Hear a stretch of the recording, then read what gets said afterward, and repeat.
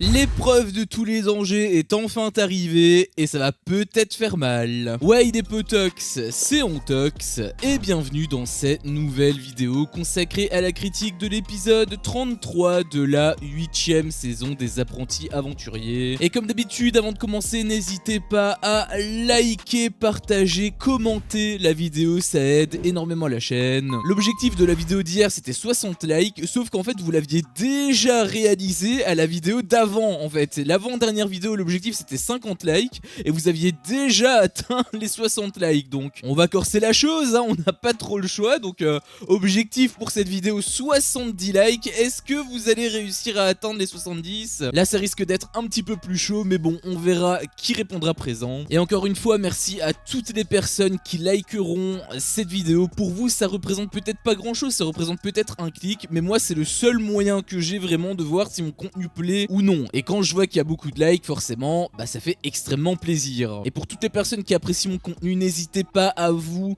abonner et pourquoi pas activer la cloche pour ne louper aucune de mes autres vidéos. Et on a eu un excellent épisode, honnêtement. Je l'attendais quand même depuis pas mal de temps, hein, parce que je pense que le dernier vrai bon épisode, en tout cas très bon épisode, ça date quand même un petit peu. Peut-être que ça fait même plus d'une semaine qu'on l'attend, donc enfin, j'ai envie de te dire, on a pu enfin en profiter, donc ça c'était quand même cool. On a eu l'épreuve, donc comme je l'ai dit, l'épreuve de tous les dangers, mais ça s'est effectué en deux parties. On a vu seulement un extrait de la deuxième partie, la partie donc de la jungle, mais on a vu l'intégralité de ceux de la plage, et les jeux finalement bah, ils étaient assez intéressants, ils étaient différents, donc ça mérite quand même l'appellation de différents jeux. Et il y avait quand même un petit peu d'intensité. Bon, du côté de la plage c'est pas forcément folichon parce que c'est quelque chose en fait qui était plus de la réflexion, donc forcément quand tu vois un petit peu le jeu se dérouler, bah le truc c'est qu'il y a des candidats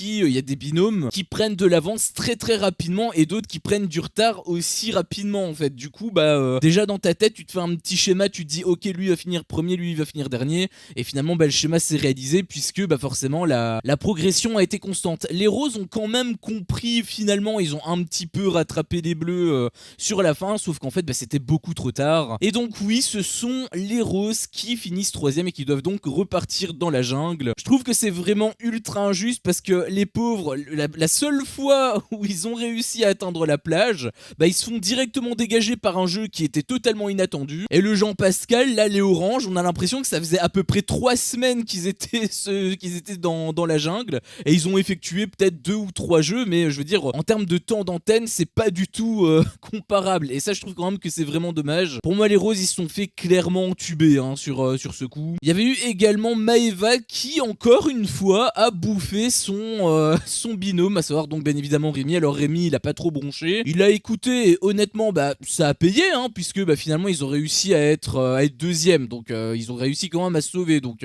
quelque part ça a payé, mais peut-être pas de la meilleure des manières. J'avoue que je ne supporte pas comment elle parle mal à son binôme. Après je sais pas encore une fois si c'est uniquement parce que c'est Rémi, ou est-ce que si elle avait eu un autre binôme, est-ce qu'elle lui aurait parlé ainsi? Ça j'avoue que je suis un petit peu même curieux de voir comment elle se serait comportée avec quelqu'un d'autre, mais là pour moi elle est détestable à souhait. Quelque part j'ai envie de te dire bien joué, le fait qu'ils aient fini deuxième tant mieux, mais après c'est pas uniquement grâce à elle, c'est juste qu'elle a pris le dessus et Rémi a accepté justement de se faire marcher dessus en fait, parce que Rémi de son côté il avait aussi la bonne logique, il avait aussi de bonnes réflexions, donc en fait bah il aurait aussi réussi l'épreuve en réalité. Et les rouges donc ont terminé premier, hein, ça valait bien la peine de montrer la fameuse séquence de dispute là qui a duré 3 minutes pour te faire croire bien évidemment que eh bien ça allait être eux qui allaient être éliminés, hein, n'est-ce pas, qui allaient repartir dans la jungle, mais bien évidemment que non, hein, on est du côté de Banijé, donc forcément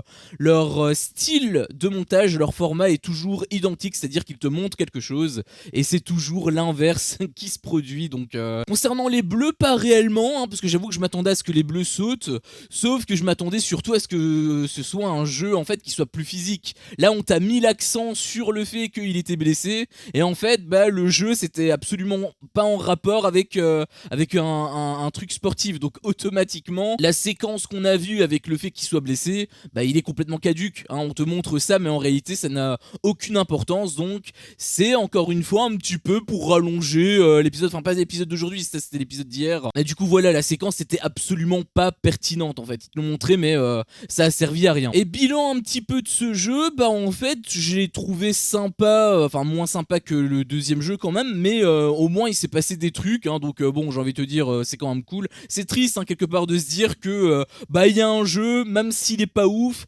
vas-y on prend quand même, tellement qu'il se passe rien dans l'émission. Quelque part c'est un petit peu triste, mais avec du recul en fait, bah je me dis quand même que le jeu, bah il était pas ouf, enfin je veux dire le jeu aurait pu être intéressant, sauf parce qu'en fait voilà il y avait des cordes qui étaient emmêlées etc, sauf qu'en fait j'ai l'impression que quand tu retirais une plaque, enfin quand tu retirais un truc, tu pouvais le déplacer où tu veux et le nœud en fait bah tu pouvais le défaire facilement et gratuitement. Par exemple je te fais un schéma là à droite, si tu as admettons la corde rouge qui est au-dessus du coup de la corde verte, normalement on est bien d'accord que la corde verte ne peut pas aller sur les côtés, là elle a une seule possibilité puisqu'il y a un nœud. Mais en fait comme tu peux passer au-dessus ou en dessous, bah ça n'a plus aucune importance et du coup bah tu peux aller dans toutes les directions. Et donc à partir de là, bah défaire les nœuds, ça devient un jeu d'enfant en fait, il y a aucune difficulté réellement. C'est pour ça en fait que je dis que la première partie, bah je la trouve pas si ouf que ça parce que bah c'était pas spécialement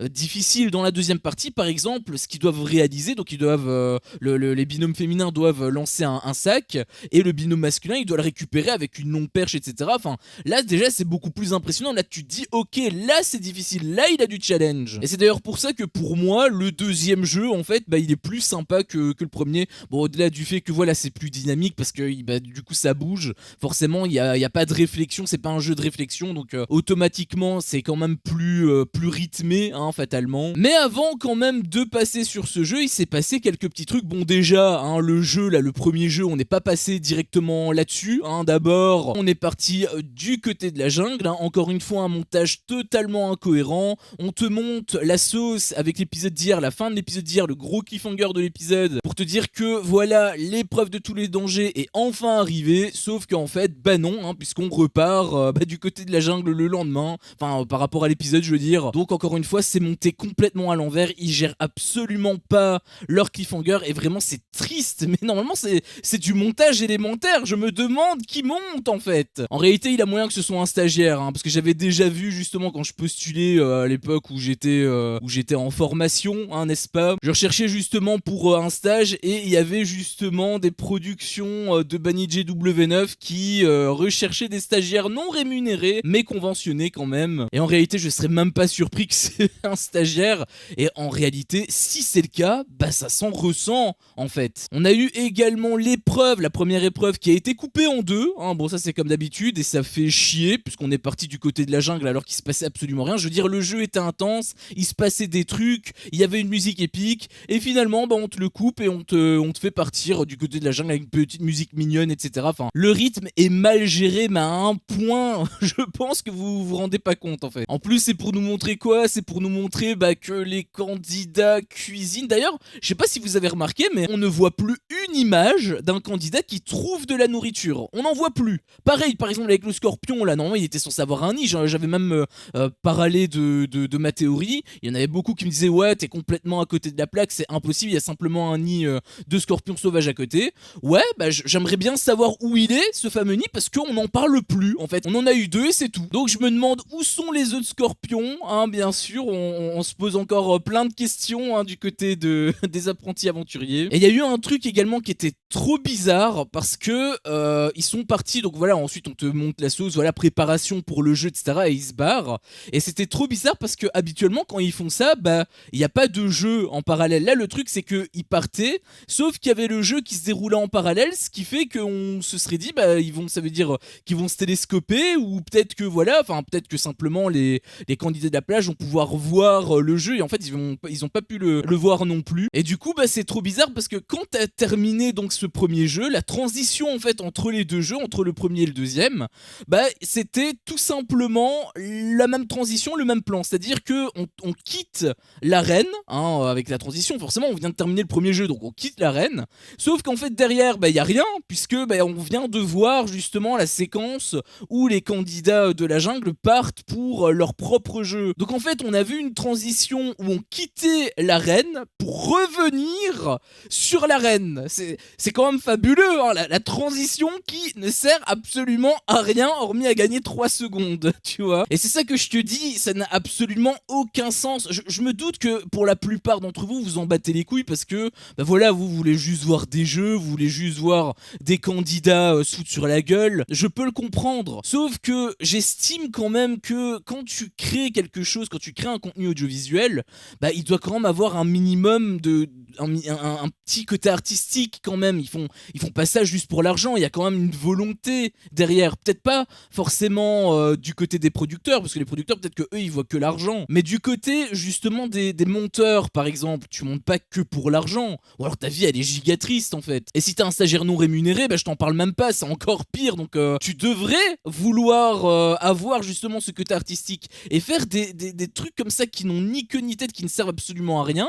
Mais pour moi, mais c'est une torture, je vous jure que c'est une torture. Le pire c'est que je ne dis que les évidences, je dis pas quand les plans puent la merde parce qu'on voit que dalle, je parle pas de la lumière qui est mal gérée, ça je parle pas parce que bah forcément c'est pas forcément le but, hein. T'as des candidats qui gigotent de partout, qui bougent de partout, forcément c'est compliqué à mettre en place, et ça forcément c'est logique que j'en parle pas. Mais les trucs par contre qui peuvent être gérés, qui peuvent être mieux gérés, qui eux pour le coup ont été décidés et qui finalement bah, aboutissent à un truc complètement incohérent, bah moi ça me rend fou en fait. Moi ça me rend tout simplement fou. D'ailleurs dans le même registre, hein, comment gagner du temps, bah c'est très simple, hein. On a vu quelques petites astuces, hein. Par exemple tout simplement les candidats qui remercient Laurent de la fête, hein, parce que c'est bien évidemment Laurent, hein, qui a organisé la fête, c'est absolument pas la production, hein. Non, c'est bel et bien Laurent, le présentateur. Il y a aussi Laurent qui a annoncé une évidence, hein, les roses qui n'allaient pas participer au jeu, bah c'est logique puisqu'ils étaient du côté de la plage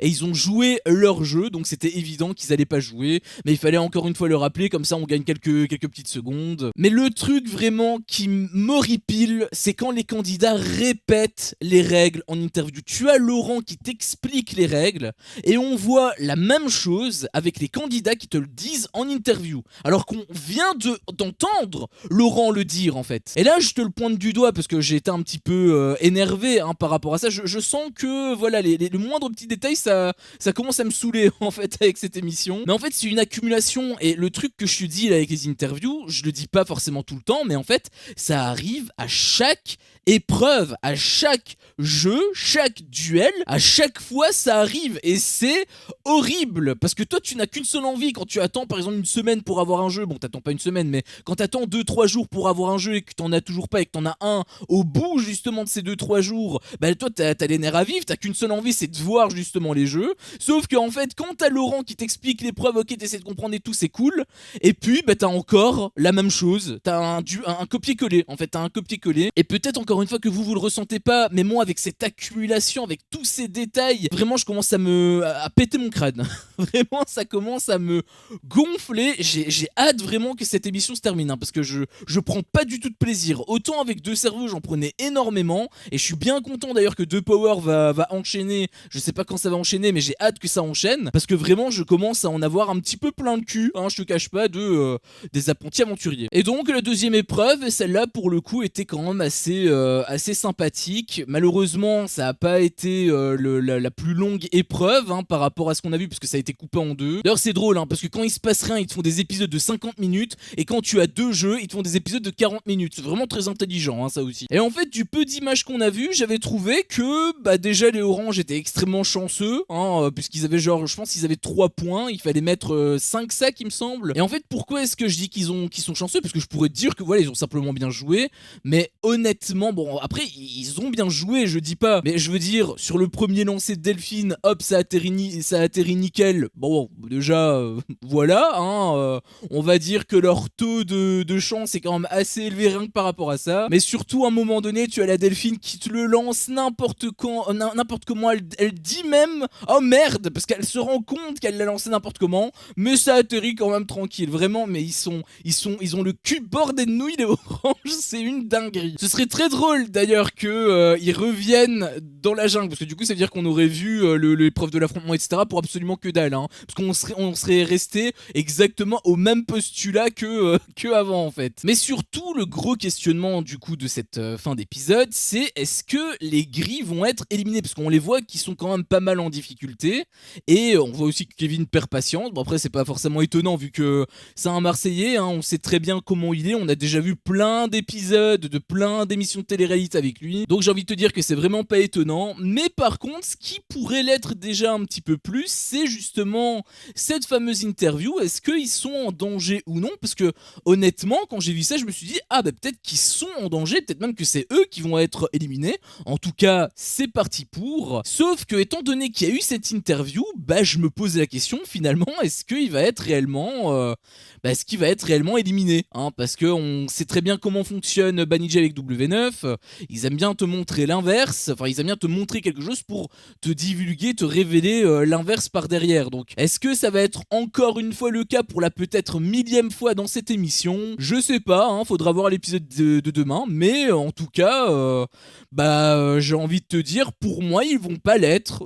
C'est complètement con, hein, parce que on voit qu'ils sont vraiment derrière, mais vu qu'on a eu cette interview, bah je sais pas comment ils vont s'en sortir, hein, peut-être un abandon d'une autre équipe ou autre, mais je peux pas croire qu'ils vont être éliminés. Donc on verra, quelque part j'espère me tromper, comme ça voilà, au moins ils changeraient un petit peu leur style, leur format, hein, pour nous surprendre. Ce serait quand même pas mal, hein, pour une émission de télé-réalité. Mais bon, faudra attendre demain, on verra, on se montrera patient, mais dans tous les cas, voilà, je n'y crois pas des masses. N'hésite pas toi à me faire part de ton avis dans l'espace commentaire. Est-ce que tu penses justement que les gris vont être enfin éliminés? Ça ce serait une excellente question, donc je te la pose, je suis curieux d'avoir justement ton avis. N'hésite pas également à me parler de manière générale par rapport à l'épisode, hein. Qu'est-ce que tu as pensé de l'épisode? Est-ce que tu l'as aimé? Est-ce que tu ne l'as pas aimé? Par rapport aux petits points que je donne, hein. Encore une fois ça reste que mon avis, donc vous êtes seul juge, hein, par rapport à ça, vous pouvez être d'accord ou non également avec ce que je raconte. Et on se capte donc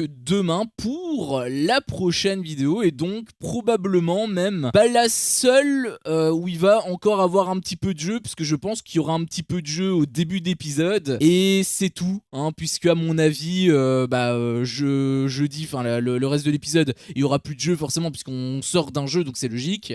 Et vendredi je m'attends à ce qu'il n'y en ait pas non plus, et on n'aura pas le duel également, donc faudra attendre lundi, et je sais même pas si lundi on va avoir un jeu, donc on souffle, hein, on souffle très fort, faut vraiment avoir les nerfs solides. Mais bon voilà, notre calvaire est bientôt terminé, hein, c'est qu'une question de temps, donc on attend, j'ai envie de te dire. Enfin bref, sur ce, c'était mon avis sur cet épisode. Si mon contenu te plaît, fais-le moi savoir en me laissant un énorme pouce bleu. À chaque fois que je vois ça, je vois que mon contenu plaît, et donc moi ça me motive à continuer. Si t'es pas encore un peu tox, qu'est-ce que tu attends pour me défoncer ce gros bouton rouge? N'hésite pas à activer la cloche pour ne rien louper, et je te dis à la prochaine pour une prochaine vidéo. Ciao.